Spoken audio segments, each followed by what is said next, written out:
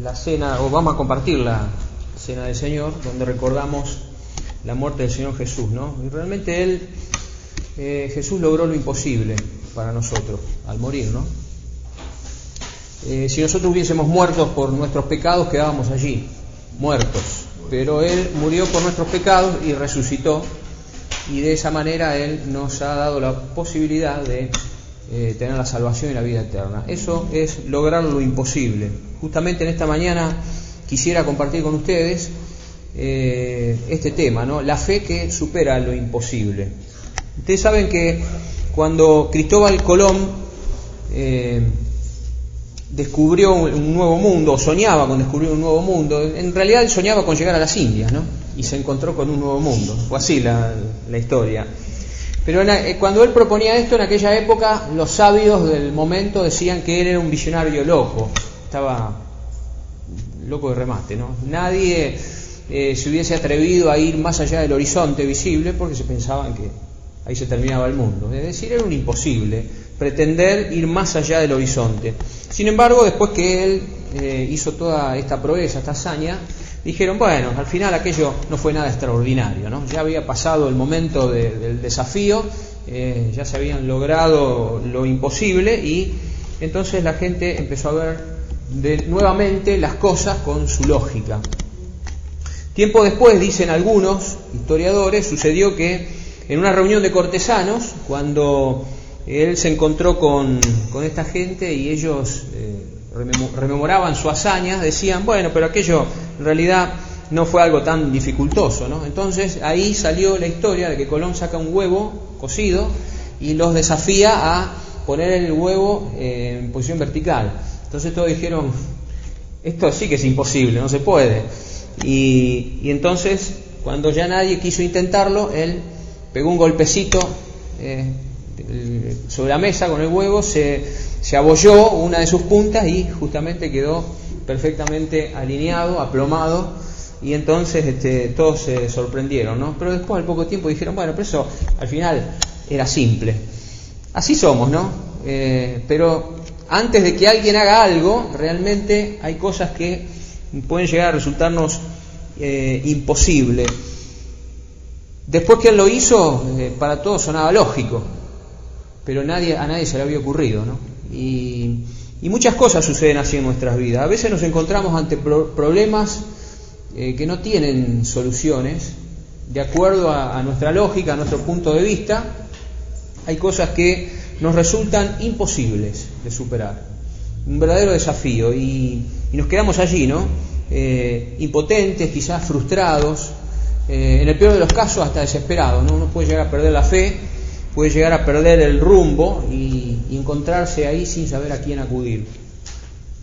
Cuando Lázaro, amigo de Jesús, enfermó, entonces sus hermanas, María y Marta, se encontraron en una situación así, ¿no? Desesperadas o muy desalentadas, extremadamente desalentadas, se sintieron quizás desamparadas, desanimadas, y por qué no, hasta quizás traicionadas por Dios. Una de ellas le echó en cara, Señor, si vos hubieras estado acá, mi hermano no hubiera muerto. Entonces uno a veces puede llegar a encontrarse en esa situación también, ¿no? Sentir como que Dios te traicionó. Suena irreverente esto, ¿no? Suena fuerte, pero ¿sentiste alguna vez esa sensación? ¿Será que Dios me jugó una mala pasada, ¿no? Uno podría llegar a pensar eso, ¿no? Por supuesto, uno dice, no, ¿cómo voy a pensar esta irreverencia de nuestro Padre Celestial? Pero en nuestro corazón no podemos burlar al Señor, Él ve nuestro corazón. Ahora, Jesús se presentó tarde, ¿no? Ahí en el capítulo 11 de Juan, Jesús se presentó, tardó más tiempo, Él ya se había enterado con la debida anticipación, pero Él tardó en llegar al lugar de la escena. Y se presentó con una solución que nadie hubiera imaginado, porque ya había pasado más de 3 días, y nosotros sabemos bien que para los judíos, pasado ese lapso de 3 días, considerar que un muerto resucitase, volviese a la vida, era algo totalmente imposible, inimaginado, ¿no? Es como querer llegar después del horizonte. No, ya no había punto de retorno, y eso era para la lógica humana. Toda esa gente ahí, incluida María y Marta, estaban en esa situación, ¿no? Y cuando se suponía que no se podía hacer más nada para superar aquella crisis, entonces se presenta el Señor y les presenta este desafío, ¿no? Y en el versículo 40 del capítulo 11 de Juan, Jesús le dijo a Marta: ¿no te he dicho que si crees verás la gloria de Dios? Estas palabras, ¿no?, que pueden llegar a calar nuestro corazón. ¿No te he dicho que si crees verás la gloria de Dios? Y podemos estar seguros que son las mismas palabras que el Señor Jesús quiere decirnos a nosotros en esta mañana. El Señor te dice: no te he dicho que si crees verás la gloria de Dios, pero necesitamos creer, tenemos que confiar en Él. A veces estamos como la gente del tiempo de Colón, ¿no?, que planteaba las cosas, miraban las cosas de acuerdo a su lógica y decían: no se puede. ¿Cuántas imposibles pueden llegar a haber en tu vida en este momento? Quizás con uno es suficiente, ¿no? No necesitamos enumerar muchos, con uno es suficiente. Pero el Señor Jesús te sigue diciendo a vos y a mí: no te he dicho que si crees verás la gloria de Dios.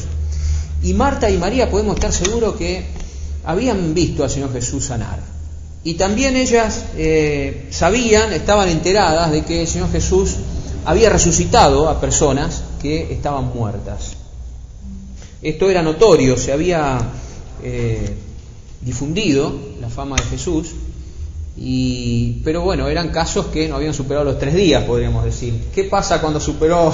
Ya habían pasado 4 días, ¿no? ¿Y cómo se aplica acá el poder de Dios en esta situación? Pues somos así, ¿no? Pensamos las cosas de esa manera, de una manera medida, pero lo cierto es que allí estaban, ¿no? Y el Señor Jesús les dijo y declaró de sí mismo, ¿no? Yo soy la resurrección y la vida. Y la desafió a Marta: ¿vos creés esto? Y Marta, por supuesto: sí, Señor, ¿cómo no lo voy a creer? Jesús estaba procediendo en contra de lo que la mayoría esperaba en ese momento. Él iba a hacer algo, pero nadie se esperaba exactamente qué, ¿no? Pero quizás muchos estaban ahí dando vueltas en su mente: ¿cómo puede ser que se presente a esta altura de las circunstancias, ¿no? Y nos diga estas cosas? Y esta historia, una de las cosas que nos enseña es eso, ¿no? Que todo lo que Dios te dice y todo lo que Dios hace o permite en tu vida es para que tu fe sea estimulada. Y eso es muy importante tenerlo en cuenta, y especialmente en el medio de nuestras crisis, ¿no? Todo lo que Dios ha dicho y lo que te está diciendo en este momento y todo lo que está haciendo o permitiendo en tu vida es porque Él quiere estimularnos a confiar en Él, estimular nuestra fe. Y todo lo contrario a creer es dudar. Nosotros podemos o bien creer y confiar en Dios, o bien podemos dudar, y a veces puede haber dudas en nuestro corazón, por más pequeñas que sean, allí están y manchan toda nuestra la claridad de nuestro corazón, ¿no? Las pequeñas dudas pueden ensombrecer mucho nuestra vida. Entonces uno se pregunta: ¿por qué dudamos del poder de Dios? ¿Por qué? Con qué facilidad dudamos a veces, y tantas cosas que quizás ha hecho Dios a nuestro favor, podríamos enumerarlas, pero nuestra memoria se olvida, ¿no? Nos pasa como con la política, nos olvidamos muy fácilmente de ciertas cosas y somos de recordar otras que no nos convienen. En todos los aspectos de la vida es así, y mayormente en esto, ¿no? En la fe. ¿Por qué dudamos del poder de Dios? Bueno, muchas podrían ser las causas que uno podría enumerar, pero fundamentalmente cuando nuestra mirada se concentra en el mundo y adoptamos la lógica del mundo para ver la vida, entonces es fácil que nuestro corazón se vea afectado por las sombras de la duda. Es muy simple, porque el mundo no cree, el mundo va contrario a la voluntad de Dios. El sistema que está afectado por el mal, a eso nos referimos con el mundo, ¿no? Pero cuando nuestra mirada está concentrada en el mundo y en las cosas del mundo, entonces es fácil que podamos perder la fe, porque estamos acostumbrándonos a manejarnos de acuerdo a nuestra propia manera de pensar, forma de ser, o a nuestras propias capacidades. Pero confiar en Dios es un desafío que nos lleva a ir más allá de nuestros límites. Ahí está el conflicto.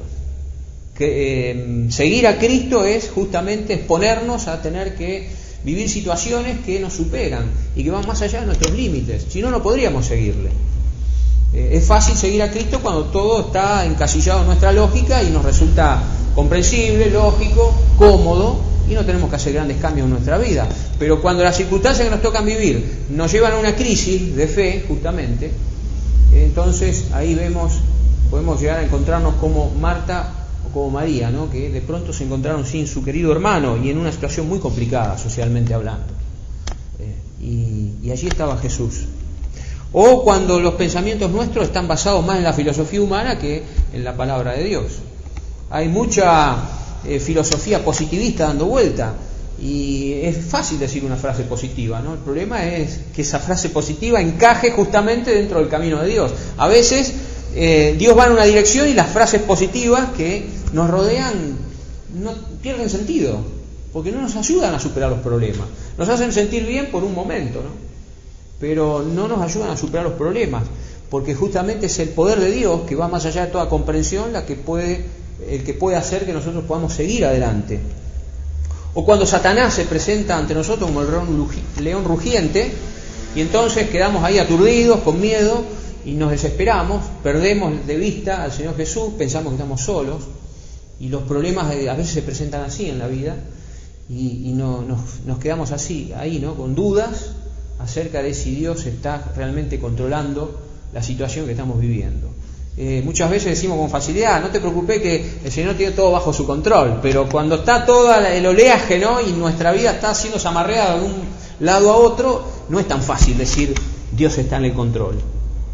Sí, lo creo, pero la verdad que no lo siento. Tengo ganas de tirarme de cabeza por la borda, pero sé que voy a morir. No lo hago, me quedo ahí. Y estoy esperando que Dios haga algo. Y Jesús le había dicho, yo soy la resurrección y la vida. ¿Vos creés esto? Sí, Señor, yo he creído que tú eres el Cristo, el Hijo de Dios que has venido al mundo. O sea, María había ejercido fe en Jesús. A pesar de esa situación triste que estaban viviendo, Marta quiso creerle a Jesús. Y lo declaró con sus labios. Sí, Señor, yo creo. Entonces la historia siguió adelante, pero vemos que después, en el versículo 39, Marta vuelve a entrar en esa crisis de fe. Señor, tiene 4 días mi hermano muerto allá adentro. Y él ya, o sea, es indudable, hay pruebas indudables de que esto ya no tiene vuelta atrás. Volvió a su antigua postura. O sea, hacía poquito había dicho, sí, Señor, yo creo que vos sos el Hijo de Dios, que has venido al mundo, creo que vos podés resucitarlo, y quizá en su corazón, en el día postrero, ¿no? Pero en ese momento, esto era algo que iba más allá del horizonte, no se había visto ni se había escuchado algo así. ¿Con qué facilidad olvidamos la palabra de Dios o las promesas de Dios, ¿no? ¿Por qué sucederá esto? Bueno, quizás uno, si lee bien la historia, después que Jesús le dice yo soy la resurrección y la vida, después ella mandó a llamar a su hermana María, y María vino, ¿no? Y vio llorar a su hermana. Y María también hizo sus planteos. En el versículo 32 dice, María cuando llegó a donde estaba Jesús, al verle se postró a sus pies diciéndole, Señor, si hubieses estado aquí no hubiera muerto mi hermano. Y eso es un pensamiento fuerte. Y es una razón muy fuerte, ¿no? A la hora de enfrentar una crisis que estimula mucho, más la duda que la fe. Señor, si vos hubieses estado aquí, mi hermano no hubiera muerto. No ayudaba mucho a confiar, ¿no? Pero era justamente lo que había en el corazón de ellas. Y qué bueno que Dios nos permite blanquear nuestros pensamientos, nuestro corazón delante de Él, aunque Él conoce tu corazón, pero Él sabe que vos necesitas también exteriorizar lo que te está pasando. Uno quizás cree, no, si yo le digo esto a Dios va a ser una irreverencia, va a venir un rayo del cielo y me va a partir en dos. Y no es así. En los Salmos vemos muchos ejemplos, en el rey David, cómo él exteriorizaba lo que sentía en su corazón. Ahora, no era solamente María. En el versículo 37, algunos de ellos dijeron, ¿no podía este que abrió los ojos al ciego haber hecho que también Lázaro no muriera? O sea que era un pensamiento común, ¿no? Así estaban. ¿Qué viene a hacer ahora acá? No podía haber hecho algo, viene ahora que ya es tarde. Y nosotros pensamos que lo que estamos viviendo, para la solución que estamos esperando, es tarde, ya está. Estamos al horno, como decimos muchas veces. ¿A qué viene ahora? ¿A qué voy a ir? ¿Qué le voy a ir a pedir a Dios ahora? Ya está. Sin embargo, Dios tiene otros planes. Así que vio a su hermana llorar, escuchó el planteo que le hizo a su hermana, y claro, era fácil entender por qué Jesús tuvo que repetir su promesa, ¿no? Y volver a estimular la fe de esta mujer. Cuando nosotros vemos la desesperación de la gente, cuando estamos muy enchufados con los informativos del día, cuando vemos lo que pasa a nuestro alrededor, y es muy fácil tambalearnos, ¿no? Uno escucha comentarios negativos y la queja de las personas, inclusive de la familia, ¿no? Familiares. Es muy fácil que nosotros perdamos la fe o se oscurece el panorama, ¿no? Y empezamos más a dudar que a creer. Es muy propio de nuestra condición de humanos. Después Marta miró la tumba, ¿no? Hace 4 días que está ahí. O sea, era muy fuerte lo que estaban viviendo. Las razones realmente eran fuertes. Y puede que estemos rodeados de fuertes razones por las cuales no seguir más a Cristo.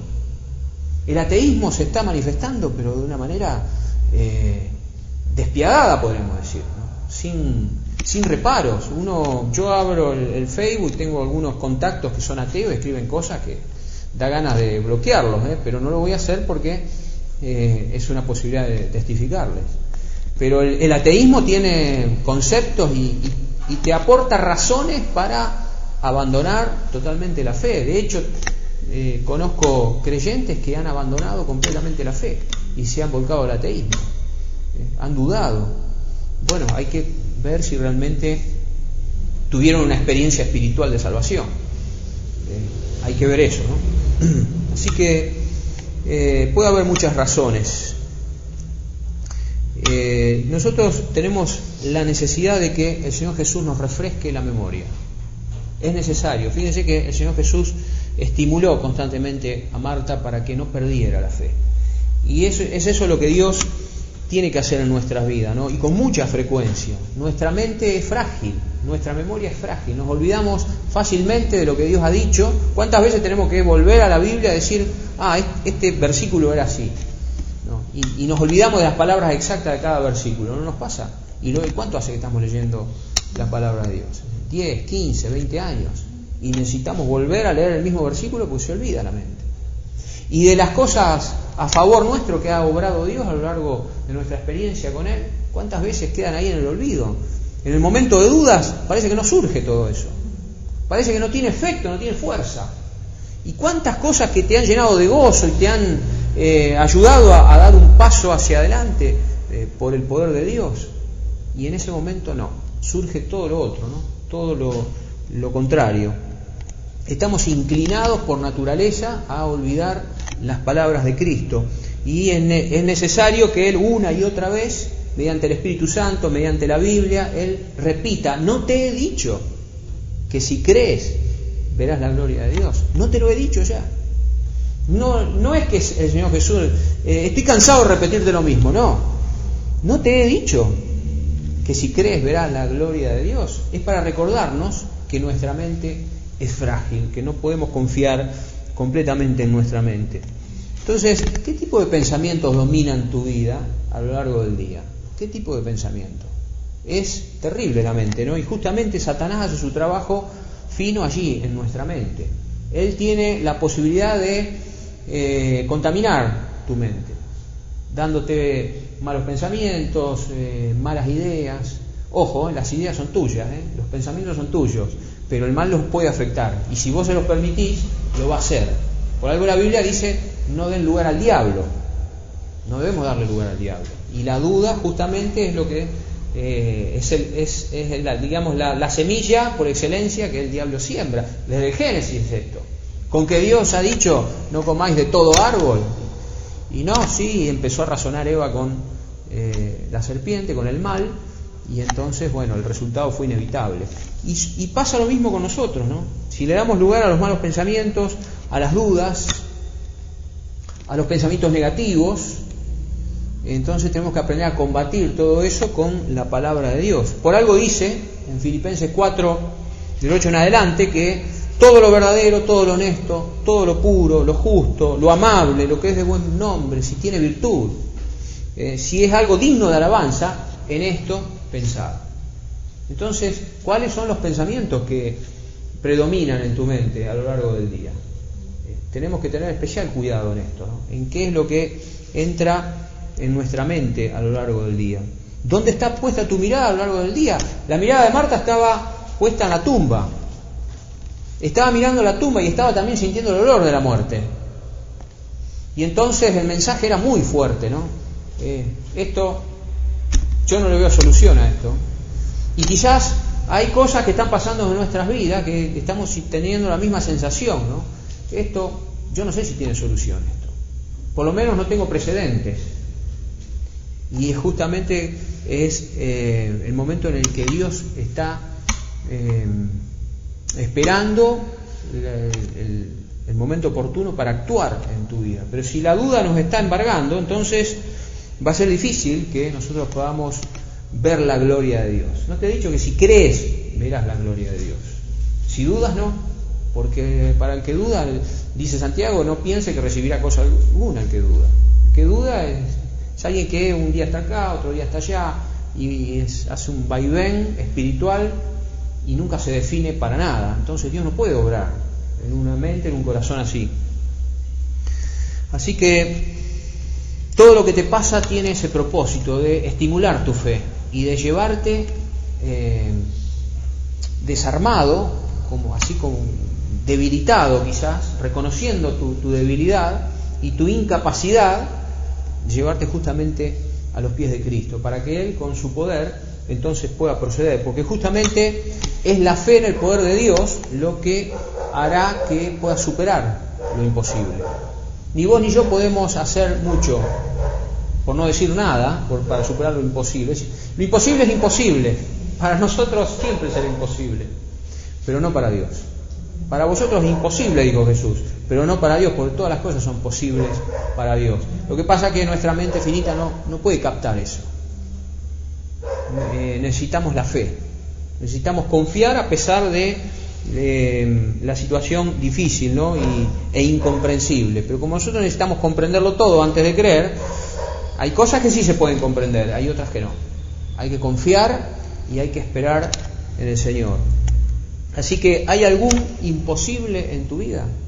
Si es así, seguramente es una oportunidad que Dios te está dando para que vos puedas ver la gloria de Dios. Yo no tengo ni idea cómo será eso, ¿no? Pero ¿a quién le importa mis ideas? Acá lo que importa es lo que Dios quiere hacer en tu vida, al igual que en la mía, ¿no? Él es el único que va a poder realizar lo imposible en vos. Él actúa de acuerdo a sus planes, no de acuerdo a tus deseos y a tus propósitos, sino a los de Él. Así que es muy importante ajustarnos a los planes de Él. Hay imposibles que serán siendo imposibles porque Dios no va a hacer absolutamente nada al respecto porque no está de acuerdo a sus planes.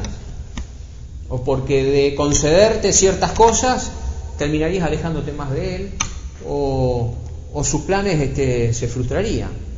Así que tenemos que ser lo suficientemente humildes para confiar en el poder de Dios, ¿no? Y mansos para dejarnos guiar por el Espíritu Santo.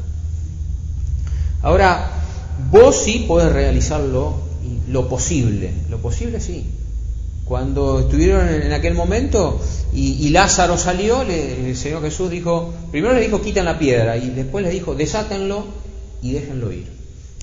Es decir, que Jesús ni quitó la piedra ni tampoco desató a Lázaro, sino que ese trabajo se lo dio a aquellos que estaban capacitados para hacer lo posible. Él venía a hacer lo imposible y realmente lo hizo.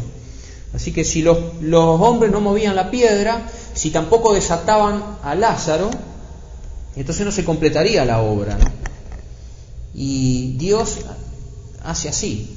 Él hace ciertas cosas que nosotros no podemos hacer, pero Él está esperando que nosotros hagamos otras cosas que nosotros sí podemos hacer.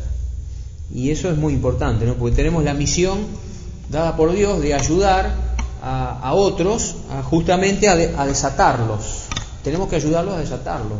Es lindo predicar el Evangelio y que la gente se convierta. Eso es lindo, pero después nos queda la tarea más pesada, que es ir y ayudarlos a desatarlos, a sacarles esos vendajes. Ustedes recordarán que Lázaro había sido envuelto en vendas y en ungüentos y en hierbas aromáticas, como si fuera, como si lo hubieran a mandar al horno, ¿no? Pero había que desatarlo, ¿no? Y bueno, a Jesús también lo envolvieron así, pero Jesús no necesitó que nadie lo desate. Él se libró porque Él es Dios. Ahora, llegarán gente, tendremos a nuestro alcance gente que recibirán la salvación, pero también nosotros tenemos que estar dispuestos a ayudarles a desatarlos de las costumbres de este mundo, de los vicios del pecado. Y ahí es una tarea que nos corresponde a nosotros. Estamos esperando que Dios haga lo posible por nosotros. Y quizá mucha gente no está en medio nuestro porque no les hemos ayudado a desatarse. Sí, recibieron a Jesucristo, pero no han encontrado aquí, entre nosotros, corazones o manos dispuestas a retirar esos vendajes, ¿no? De las costumbres del mundo, de los vicios por el pecado. Es una tarea pesada, es una tarea cansadora. Mover la piedra era pesado. Desatar podía dar impresión, ¿no? Este estuvo muerto 4 días, yo tengo que ir a tocarlo. Y hay gente que puede reaccionar así. Este hombre se convirtió, viene del mundo, se drogaba o se droga, o tiene vicios vergonzosos. ¿Cómo voy yo tan puro y santo me voy a acercar a este hombre? No hace cosas que se me pique. Y muchas veces ha obrado así. Y entonces hay gente que no ha encontrado respuestas en medio nuestro, se ha ido a otros lados, que sí los han podido, se han animado a desatarlo. Cuidado con esto, ¿no? Porque por ahí decimos, ¿por qué estamos viviendo un vacío espiritual en medio nuestro? Y quizá no hemos hecho la parte que nos corresponde y estamos sufriendo las consecuencias. ¿Cuánto tiempo estamos dedicando a discipular? Discipular es algo que no nos han enseñado exactamente. Nos han enseñado a predicar, nos han enseñado a estudiar la Biblia, pero no nos han enseñado a discipular. Estudiar la Biblia no es lo mismo que discipular. Porque discipular hay que tener tiempo y la paciencia y la constancia de sentarse al lado de alguien y enseñarle a seguir a Cristo paso a paso, como enseñarle a un chiquito a caminar, y tener que tener paciencia cuando se cae, cuando se golpea, levantarlo, limpiarlo, en fin. Y esa tarea es algo que no siempre estamos dispuestos a hacer, ¿no? Dios hace lo imposible y la gente se puede llegar a convertir, pero a nosotros nos toca lo posible. Y después, si no vemos frutos, quizá es por esto, ¿no? Queremos ver una abundante cosecha de almas en medio nuestro. Eso está muy bien, pero ¿estás sembrando la palabra de Dios? ¿A cuántos les has hablado del Evangelio esta semana que pasó? ¿A cuántos? Y entonces vemos que no tenemos respuestas porque tampoco estamos sembrando. Y la tarea de sembrar es algo que el Señor nos las dejó a nosotros. Nosotros oramos y decimos, Señor, que las almas se conviertan. Bueno, anda a sembrar la palabra de Dios. Pero bueno, eso requiere tiempo, ¿no?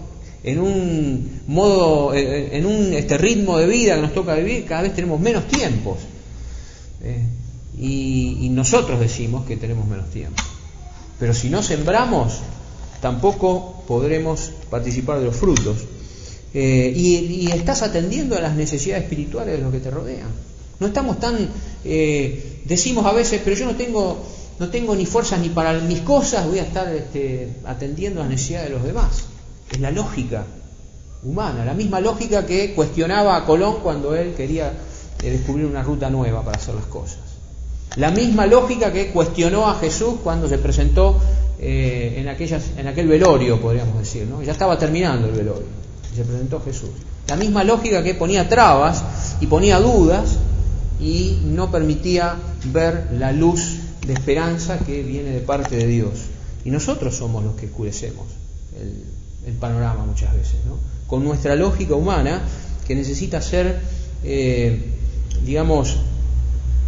puesta a un costado, desechada de nuestra parte, para que entonces todo el poder de Dios pueda operar en nuestras vidas. No te he dicho que si crees verás la gloria de Dios, dice Jesús, pero tenemos que creer en el poder de Dios.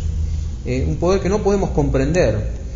Vos por ahí sentís que estás en problemas y en dificultades y que te ahogan, y eso puede ser lógico y con razón, ¿no?, que te sientas así, pero estás haciendo todo lo que estás a tu alcance para poder solucionar tus problemas. ¿No será que hay cosas que son posibles que vos puedas hacer y estás esperando que Dios las haga por vos?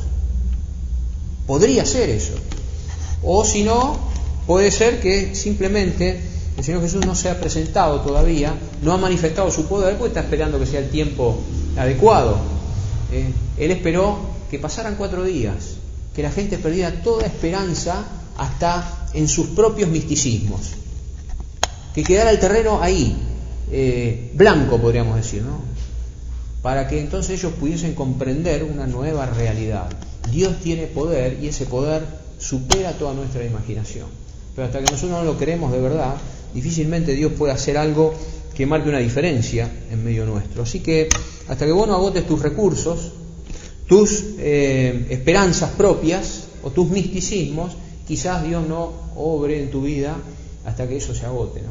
Y eso te va a llevar a una situación extrema quizás, pero Dios no se hará presente en forma activa, porque Dios siempre está presente, pero en forma activa. Ver la gloria de Dios acá quiere decir eso, ver justamente la presencia de Dios en forma activa, haciendo algo que es fuera de lo común y que marcará un nuevo panorama. Es eso lo que Dios quiere hacer en nuestra vida. Nosotros puede que necesitemos aprender a ver nuestras circunstancias de hoy con otra perspectiva, con la perspectiva de Dios. Y eso no lo lograremos hasta que no creamos en Él con todo nuestro corazón, hasta que dejemos toda duda de costado y hasta que no nos humillemos delante de su presencia, esperando solamente en el obrar del Señor, habiéndonos asegurado de que hicimos todo lo que teníamos que hacer.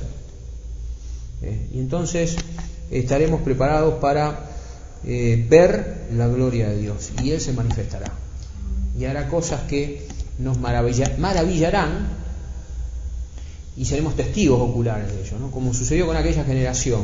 Pero yo creo que Dios tiene más para hacer en medio nuestro, por lo menos hasta que Él vuelva, como Él lo prometió. El Señor bendiga su palabra y nos ayude a direccionar su corazón de acuerdo hacia la intención que Él tenga con cada uno de nosotros. Vamos a prepararnos para...